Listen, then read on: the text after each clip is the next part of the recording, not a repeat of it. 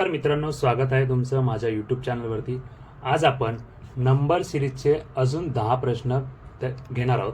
या 10 प्रश्नाने अजून तुमची प्रॅक्टिस मजबूत होईल आणि तुमचे कन्सेप्ट पण थोडेफार क्लिअर होतील आणि तुम्हाला नक्कीच IBPS पॅटर्नचा जर पेपर आला महा TETचा तर तुम्हाला ते प्रश्न सोडवण्यामध्ये नक्की हेल्प होईल.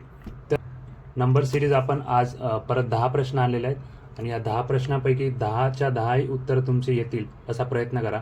सुरुवातीला तुम्ही सोडवण्याचा प्रयत्न करा, त्यानंतर मग मी एक्सप्लेन करेल आणि तुमचं उत्तर तुम्ही कमेंट बॉक्समध्ये अगोदर टाकत जा. तर चला मित्रांनो, सुरुवात करूया. हा आहे आजचा पहिला प्रश्न. या पहिल्या प्रश्नाचं उत्तर तुम्ही व्हिडिओ पॉज करून अगोदर काढत असाल तर तुम्ही काढा आणि कमेंट करा आणि मी या प्रश्नाचं उत्तर डायरेक्टली तुम्हाला इथे एक्सप्लेन करतो. तर तुम्ही प्रयत्न करा की सुरुवातीला तुम्ही स्वतः या प्रश्नाचं उत्तर काढाल. ठीक आहे. तर यामध्ये आपल्याला बघा जवळपासच्या संख्या दिसत आहे, म्हणजे काही ना काही ॲडिशन किंवा सबट्रॅक्शन असेल किंवा फरक असेल दोघांमध्ये, अशा पद्धतीच्या संख्या आहेत. तर यामध्ये बघा 2 आणि 3 मध्ये किती, 2 आणि 5 मध्ये कितीचा फरक आहे तर 3चा. 5 आणि 10 मध्ये कितीचा फरक आहे तर 5चा. 10 आणि 17 मध्ये कितीचा फरक आहे तर 7चा. आणि 17 आणि 26 मध्ये कितीचा फरक आहे तर 26 मधून 17 गेले 9. तर ह्या ज्या संख्या जर तुम्ही बघितल्या तर क्रमगत विषम संख्या तुम्हाला 2-2 ने वाढताना दिसत आहे. म्हणजे 3 आली, मग 5 आली, 7, 9 ह्या 2-2 ने वाढत आहेत. म्हणजे 9च्या पुढची 2 ने संख्या वाढली तर विषम संख्या कोणती येतील 11. 9 मध्ये 2 ॲडिशन केले तर 11 येतील. म्हणजे 26 मध्ये 11 मिळवावं लागतील, म्हणजे आपल्या इथे उत्तर येईल 37. 26 अधिक 11 17, ह्या दोघाचा फरक हा 11 येतो. म्हणजे हा आपल्या क्रमगत संख्येचा जो फरक जो येतो आहे विषम संख्येचा तो इथे कंटिन्यू होत आहे. त्यामुळे उत्तर आपलं कुठलं राहील 32. तुमचं उत्तर 32 आलं असेल अशी मी आशा करतो. 32 उत्तर आपलं बरोबर आहे. त्यानंतर पुढचा प्रश्न बघूया. पुढच्या प्रश्नामध्ये बघा प्रश्न क्रमांक 2. या प्रश्नामध्ये पण तुम्ही इथे बघा हा पॅटर्न थोडा वेगळा आहे. तुम्ही या प्रश्नाचं उत्तर व्हिडिओ पॉज करून कमेंट बॉक्समध्ये टाका. मी इथे एक्सप्लेन करतो बघा. 81, 27, 9, 3 पहिल्या आणि लास्टच्या संख्येमध्ये खूप जास्त ड्रास्टिक डिफरन्स दिसत आहे, त्यामुळे फरक यामध्ये नसणार आहे. किंवा ह्या जर संख्येकडे तुम्ही लक्ष जर केलं तर ह्या 3च्या पटीतल्या दिसत आहेत सर्व. म्हणून आपण सुरुवातीला काय करू, 3 ने प्रत्येक संख्येला भागत नाही.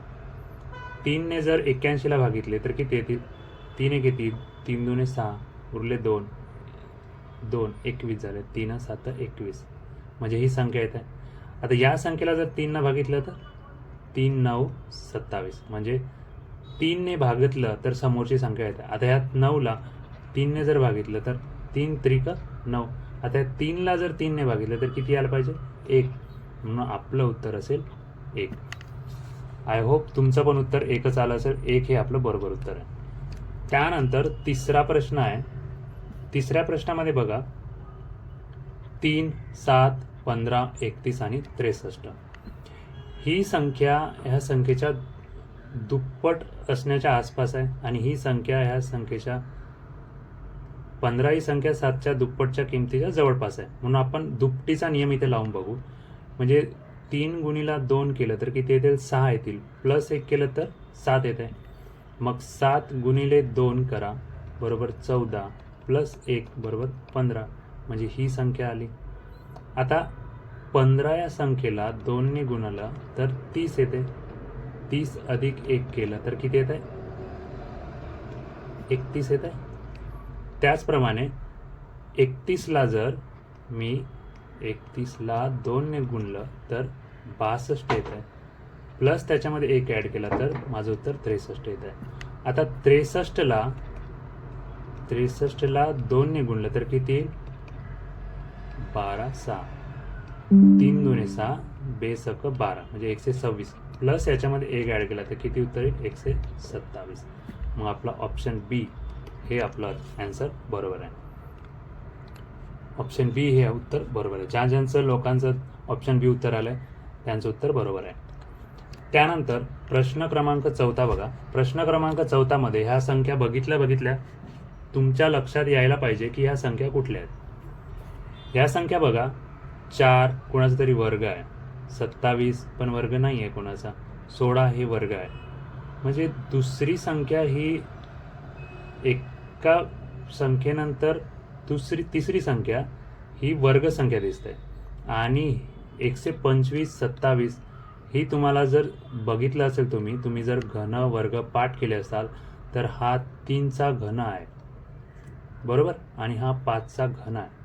इथे बघा एक ही संख्या 1चा वर्ग पण आहे आणि 1चा घन पण आहे. इथे आपण अल्टरनेट संख्या चालल्या म्हणजे एकाचा वर्ग तर दुसऱ्याचा घन, एकाचा वर्ग तर दुसऱ्याचा घन.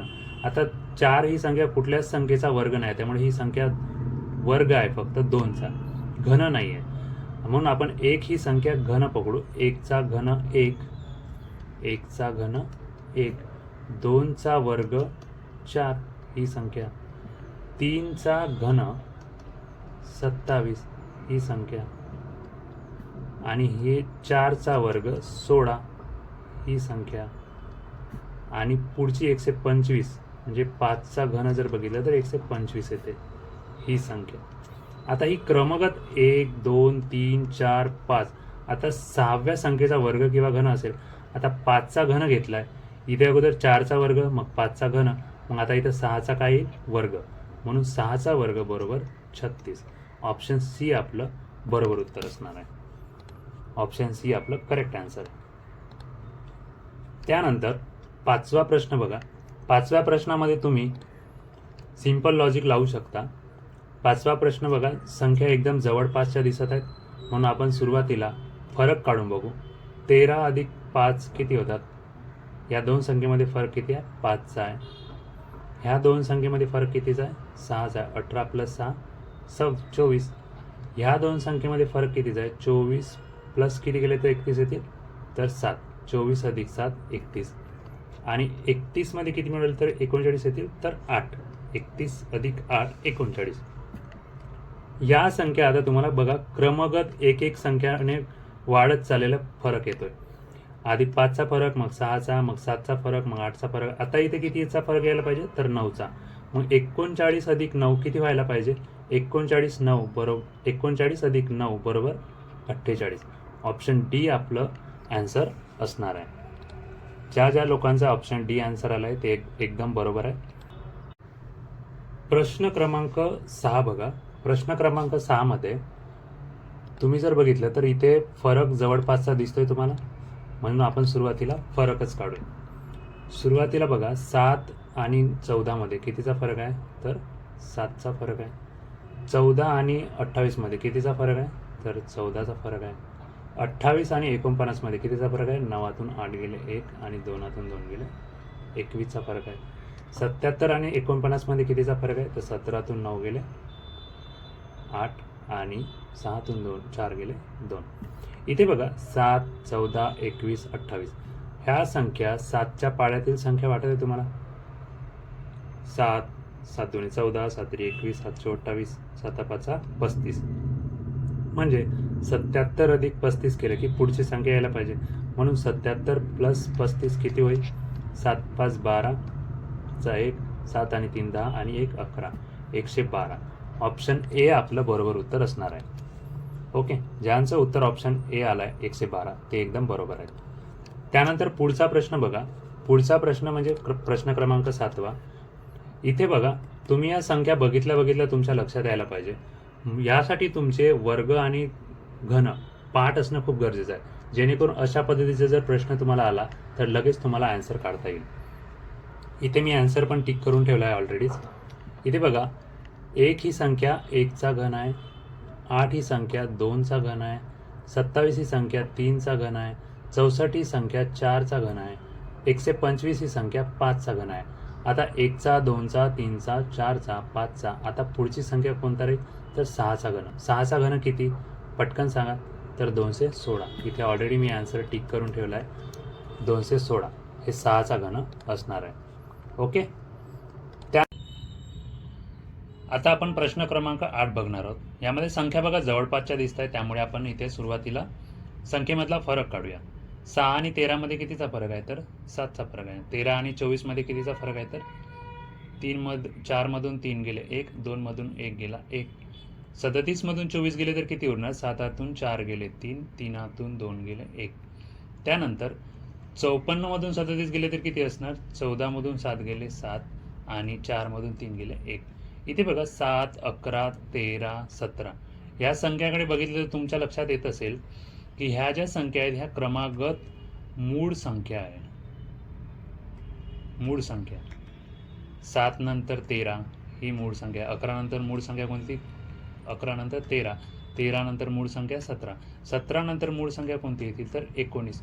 त्यामुळे 54 आणि येणारी पुढची संख्या यामध्ये 19चा फरक असला पाहिजे. यासाठी 54मध्ये आपण 19 जर ॲड केले 4 आणि 9 13, हातचा 1, 5, 6, 7, 73. आपलं सी उत्तर हे बरोबर असणार आहे. तर सी आपलं उत्तर करेक्ट आहे. ज्यांचं उत्तर 73 आलं आहे ते एकदम बरोबर आहे. प्रश्न क्रमांक 9 बघा. यामध्ये तुम्हाला दिसत असेल संख्या जवळपासच्या दिसत नाही. पहिली आणि शेवटची संख्या यांच्यामध्ये खूप ड्रास्टिक डिफरन्स दिसत आहे. त्यामुळे आपण सुरुवातीलाच गुणाकार पद्धतीने उत्तर काढण्याचा प्रयत्न करूया. यामध्ये बघा पहिली जी संख्या आहे 1, त्यानंतर 2, 6, 24, 120. तर 1ला कितीने गुणलं तर 2 येईल. तर 1ला 2ने गुणलं बरोबर 2. मग 2ला कितीने गुणलं तर 6 येईल. तर 2ला 3ने गुणलं तर 6 येईल. मग 6ला कितीने गुणलं तर 24 येईल. 6 गुणिले 4ने गुणलं तर 24 येईल. इथे संख्या बघा 2, 3, 4. मग आता पुढच्या संख्येला 5ने गुणावं लागेल. 24ला 5ने गुणलं तर किती येणार? 120 येते बरोबर. 4 पंचे 20 0, हातचे आले 2, 5 2 10 2 12. तर आता 120ला कितीने गुणावं लागेल? 120ला या क्रमागत संख्या इथे गुणत आहोत आपण 2ने, मग 3ने, 4ने, 5ने, मग इथे 6ने गुणावं लागेल. तर 6 0 0 आणि हे 12 सकम 72. तर आपलं सी हे उत्तर बरोबर आहे. ज्या विद्यार्थ्यांचं उत्तर सी आलं आहे ते एकदम बरोबर आहे. त्यानंतर 10वा प्रश्न बघूया. 10व्या प्रश्नामध्ये बघा संख्या ह्या 9, 28, 65, 126 आणि 217 या संख्यांना जर तुम्ही लक्ष दिलं तर ह्या संख्या कुणाच्या ना कुणाच्या घनाच्या जवळपासच्या आहेत. जसं 9 ही संख्या आहे. 9 ही संख्या 2चा घन किती असतो? 8 प्लस 1 केलं तर हे 9 येत आहेत बरोबर. म्हणून 2चा घन प्लस 1 बरोबर 9. तसं दुसरी संख्या बघू आपण. 3चा घन किती? 3चा घन 27 प्लस 1 बरोबर किती होणार? 28.